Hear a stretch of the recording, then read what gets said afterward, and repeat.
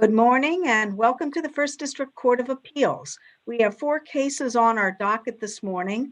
2 are going to be argued today.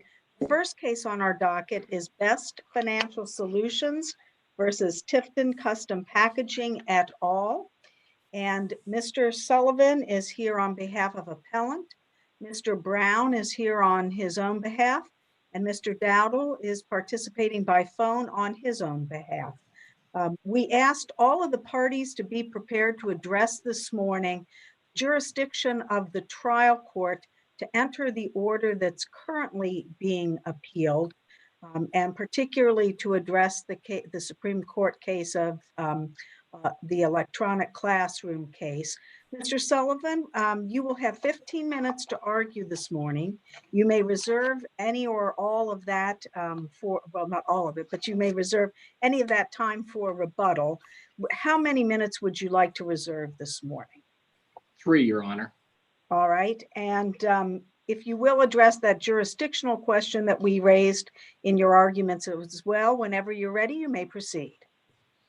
Thank you, Your Honor. Brian Sullivan on behalf of the appellant, Best Financial Solutions, LLC. I appreciate the court's order from last week directing us to look at the electronic classroom case and its applicability to this case.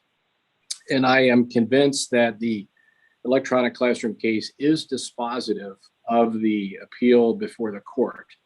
As the court is well aware, the trial court entered a non-final judgment back in November 15th of 2019. And the appellees decided to appeal that non-final judgment on December 16th in appellate case number 734, and on the following day in appellate case number 735. The Court of Appeals ultimately consolidated those, but once that appeal occurred, perhaps in hindsight, what we should have done is move to dismiss the appeal for an improper and premature appeal, but the trial court proceeded with jurisdiction to deal with our motion for fees and to deal with our motion to amend the judgment. Having read the electronic classroom case extensively in the case of citing it, it seems like it's dead on point in that even if the trial court's jurisdiction was improperly divested by an improper appeal, it doesn't matter. And in this case, we don't have the Court of Appeals indicating as such whether it was not a final appealable order, because the appellees dismissed their appeal once the trial court entered the final order in February 26 of 2020. But I don't think that matters. I think whether the Court of Appeals dismisses appeal for lack of a final appealable order, whether there was a lack of final appealable order on its face and the appellees dismiss it, it doesn't matter. It's what happens during that time period. And they dismiss the appeal after the trial court enters its final order. And particularly paragraph 16 of the electronic classroom case seems to say, it seems right on point that even if the Court of Appeals, and in this case, I think ultimately decided it was not a final appealable order, the trial court did not have authority to consider those claims. And the only argument that could be made is whether the jurisdiction was inconsistent with the appellate court's jurisdiction. And I think the answer clearly is yes. They appealed the jury verdict and the finding that they were liable not only for the compensatory claims, but for the punitive damage claims.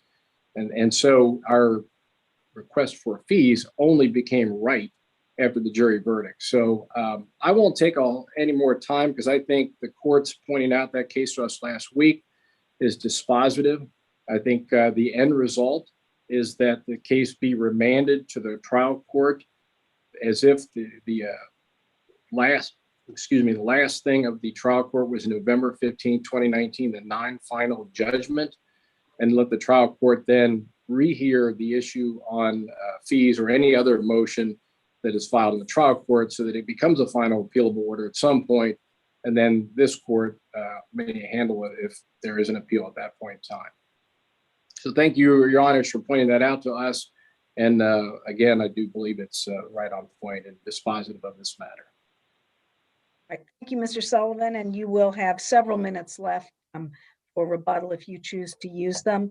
Mr. Brown, you have 15 minutes, you and Mr. Dowdle together, 15 minutes. So I will start with you. Have you and Mr. Dowdle discussed how you'd like to divide your time? I intend to be brief. So if Mr. Dowdle would like to comment when I'm finished, he'll have plenty of time. All right, thank you. And whenever you're ready, you may begin. All right, thank you, Your Honor. Again, I'll just be brief this morning. I don't feel there's any impact from the untimely filing of the appeal. It was obviously incorrect. I don't feel that impacts the case at all.